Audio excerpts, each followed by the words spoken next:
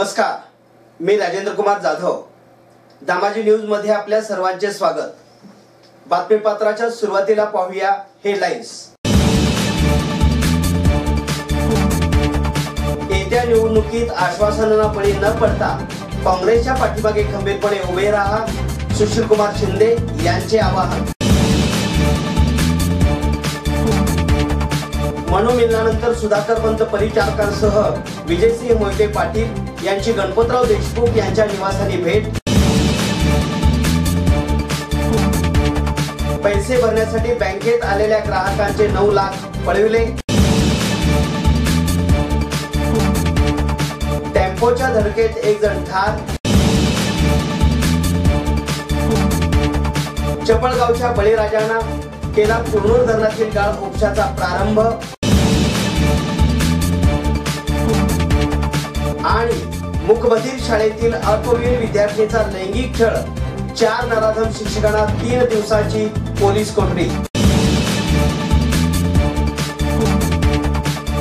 आता पाहूया सविस्तर बातमीपत्र.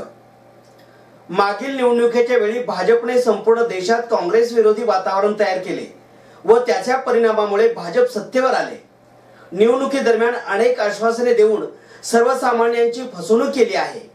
त्यामुळे येत्या निवडणुकीत आश्वासनांना बळी न पडता काँग्रेसच्या पाठीमागे उभे राहा, असे आवाहन सोलापूर लोकसभा मतदारसंघाचे उमेदवार सुशीलकुमार शिंदे यांनी केले. अनगर येथे राष्ट्रवादी काँग्रेस यांच्या वतीने निर्धार मेळाव्याचे आयोजन करण्यात आले होते. त्यावेळी शिंदे बोलत होते. यावेळी सुशीलकुमार शिंदे म्हणाले, सन 2014च्या निवडणुकीत सत्ताधारी भाजप सरकारने शेतकऱ्यासह व्यापारी, सर्वसामान्य नागरिक, महिला या सर्वांना भरमसाठ आश्वासने दिली. या आश्वासनांना सर्वजण बळी पडले. त्यातून हे सरकार सत्तेवर आले. मात्र या सत्तेच्या 4.5 वर्षाच्या काळात कोणाच्याच हाती काही लागले नाही. त्यामुळे या निवडणुकीत विचारपूर्वक मतदान करून काँग्रेसला विजयी करा, असे आवाहन केले. यावेळी राजन पाटील म्हणाले, आमचा मतांचा गठ्ठा आहे तसाच आहे. या तालुक्यातील राष्ट्रवादी काँग्रेसच्या मतांची कोणत्याही प्रकारे विभागणी होणार नाही. या तालुक्यातील कार्यकर्ता हा सत्तेचा किंवा कोणत्या पदासाठी लालची नाही, तर दिलेला शब्द पाळणार आहे. या निवडणुकीत प्रत्येक कार्यकर्त्याने ग्रामपंचायतीच्या निवडणुकीत जशी यंत्रणा राबवली जाते त्याप्रमाणे काम करणे अपेक्षित असल्याचेही ते यावेळी बोलताना म्हणाले. माजी आमदार सुधाकरपंत परिचारक आणि खासदार विजयसिंह मोहिते पाटील यांचे मनोमिलन झाल्यानंतर मंगळवारी सांगोलेचे आमदार गणपतराव देशमुख यांच्याशी सुमारे अर्धा तास चर्चा केली. यावेळी भाजपचे उमेदवार रणजितसिंह निंबाळकर, माजी आमदार शहाजी बापू पाटील उपस्थित होते. या भेटीमुळे सांगोल्यात वेगवेगळ्या राजकीय चर्चांना उधाण आले आहे. 2009च्या निवडणुकीनंतर सुधाकरपंत परिचारक आणि विजयसिंह मोहिते पाटील यांच्यात दुरावा निर्माण झाला होता. या 10 वर्षाच्या काळात दोघांनीही एकमेकावर राजकीय कुरघोडी करण्याची संधी सोडली नाही. मात्र नाट्यमय घडामोडीनंतर रणजितसिंह मोहिते पाटील यांनी भाजपमध्ये प्रवेश केला, तर आमदार प्रशांत परिचारक हे भाजप पुरस्कृत विधान परिषद सदस्य म्हणून भाजपचेच काम करीत आहेत. सोमवारी पंढरपूर येथील सुधाकरपंतांच्या वाड्यावर खासदार विजयसिंह मोहिते पाटील यांनी भेट देऊन भाजप उमेदवाराच्या विजयाची रणनीती कशी असावी याबाबत गुप्त चर्चा झाली. सोलापूर जिल्ह्यातील एकेकाळचे 2 दिग्गज नेते 10 वर्षाच्या राजकीय दुरावा संपून एकत्रित आले आहेत. मंगळवारी सकाळी 10:30च्या दरम्यान माजी आमदार सुधाकरपंत परिचारक, खासदार विजयसिंह मोहिते पाटील, माढा लोकसभेचे भाजपचे उमेदवार रणजितसिंह निंबाळकर, माजी आमदार शहाजी बापू पाटील, माजी आमदार गणपतराव देशमुख यांच्या निवासस्थानी भेट देऊन आशीर्वाद मागितले. बँकेत पैसे खात्यावर जमा करण्यासाठी आलेल्या ग्राहकाकडील 9 लाख रुपये बँकेच्या कॅश काउंटरवरून 4 चोरट्यांनी हातोहात पळवल्याची घटना पंढरपूर येथे घडली. ही घटना मंगळवार दिनांक 2 एप्रिल रोजी दुपारी 1 वाजण्याच्या सुमारास येथील स्टेट बँकेमध्ये घडली. यामुळे येथील व्यापारी वर्ग आणि बँकेच्या ग्राहकांमध्ये एकच खळबळ उडाली आहे. पंढरपूर येथील CMS या कंपनीचा एक तरुण 9 लाखाची रक्कम घेऊन स्टेट बँकेमध्ये आला. आपण आणलेले पैसे घेऊन तो कॅश काउंटरवर उभा होता. त्यावेळी 3 ते 4 तरुणांनी रोकड रक्कम घेऊन उभे असलेल्या सौरभ सतीश हेंद्रे या तरुणाला घेरले आणि त्याचे लक्ष विचलित केले. त्याच वेळी समोर उभ्या असलेल्या गार्डचे लक्ष वेधण्यासाठीही एक जण दुसऱ्या बाजूने उभा राहून गार्डचे दुसरीकडे लक्ष वेधले आणि चोरट्यांनी टेबलावर ठेवलेली बॅग पळवली.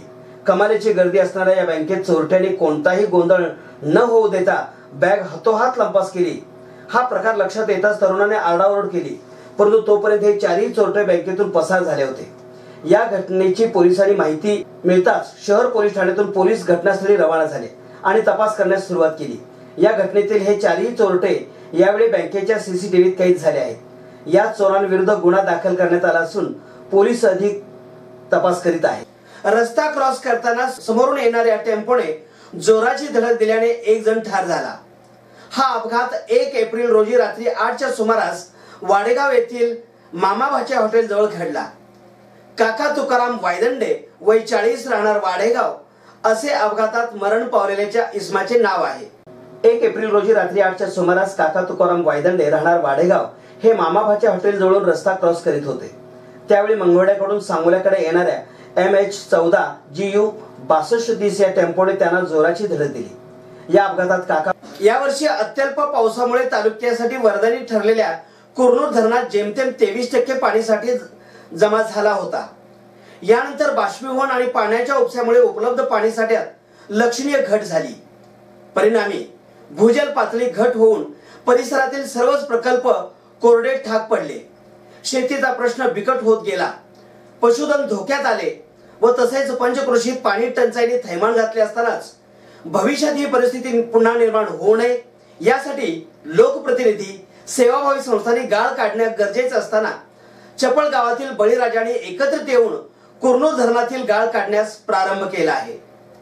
चपळ गावचे सामाजिक कार्यकर्ते सिद्धराम भंडारकवठे यांच्या हस्ते या मोहिमेचा शुभारंभ करण्यात आला। कुरनूर धरणावर अक्कलकोट शहरासह 3 नगरपालिका आणि तालुक्यातील निम्म्या गावांचा पाणी पुरवठा अवलंबून आहे। तसेच पंचक्रोशीतील बहुसंख्य शेतकरी वर्गाला धरणाच्या माध्यमातून फार मोठा आधार मिळत आला आहे। परंतु धरणाने भर हिवाळ्यातच तळ गाठल्याने यंदा सर्वांनाच अस्मानी संकटाला सामोरे जावे लागत आहे। धरणात दूरवर गाळाचे साम्राज्य पसरले असून लोकसहभाग आणि शासकीय पातळीवरून चालना मिळाल्यास धरणातून मोठ्या प्रमाणावर गाळ उपसा होऊ शकतो। सद्यस्थितीत 1 पोकलेन आणि 10 टिपरच्या माध्यमातून गाळ उपसा करण्यात येत आहे। आगामी काळात गाळ उपसा वाढल्यास यंत्रसामुग्री वाढवणार असल्याचेही सिद्धराम भंडारकवठे यांनी सांगितले। पंढरपूर येथील एक मूकबधीर शाळेतील अल्पवयीन विद्यार्थीचा लैंगिक छळ केल्याप्रकरणी निर्भया पथकाने 4 शिक्षकांना अटक केली। या शिक्षकांना न्यायालयाने 3 दिवसांची पोलीस कोठडी सुनावली आहे। ज्ञानोबा मल्हारी मस्के, अर्जुन तुकाराम सातपुते, संतोष बाळासाहेब कुलाल आणि सिद्धेश्वर शंकर वाघमोडे अशी या गुन्ह्यातील आरोपींची नावे आहेत। गुरु शिष्याच्या नात्यास काळीमा फासणाऱ्या या घटनेची उकल निर्भया पथकाने केली असून या घटनेने पंढरपूर शहरात खळबळ उडाली आहे। गेल्या अनेक दिवसापासून पंढरपूर शहरातील निर्भया पथकाने महिलांवरील अत्याचाराचे अनेक गुन्हे उघडकीस आणण्याची कामगिरी पंढरपूर शहरामध्ये केली आहे। शुक्रवार दिनांक 29 मार्च रोजी येथील निर्भया पथकाने प्रमुख पोलीस उपनिरीक्षक गजभारे यांच्यासह त्यांच्या टीमने पंढरपूर मधील श्री गणेश सेवा मित्र मंडळाच्या मूकबधीर शाळेमधील विद्यार्थ्यांना गुड टच बॅड टच बाबत माहिती देताना विद्यार्थ्यांचा लैंगिक छळ होतोय याची चौकशी करण्यास सुरुवात केली।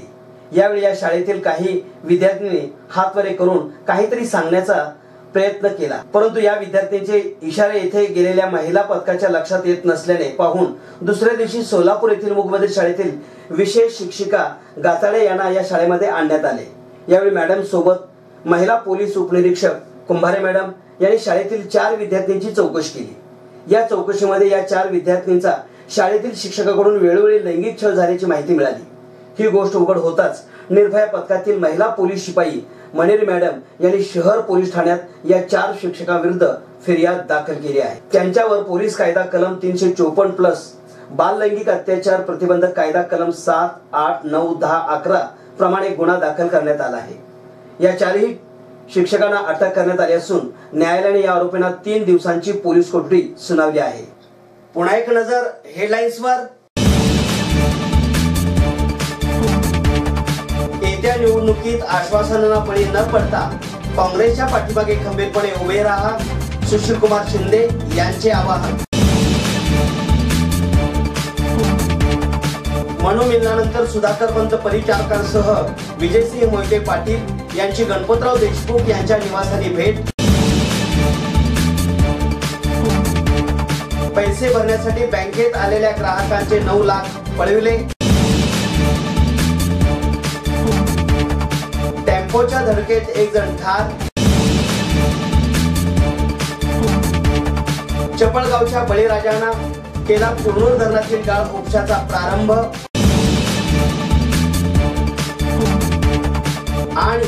मूकबधीर शाळेतील अल्पवयीन विद्यार्थ्यांचा लैंगिक छळ, 4 नराधम शिक्षकांना 3 दिवसाची पोलीस कोठडी। हे होतं आजचं बातमीपत्र। पुन्हा भेटू एका नवीन बातमीपत्रासोबत। नमस्कार।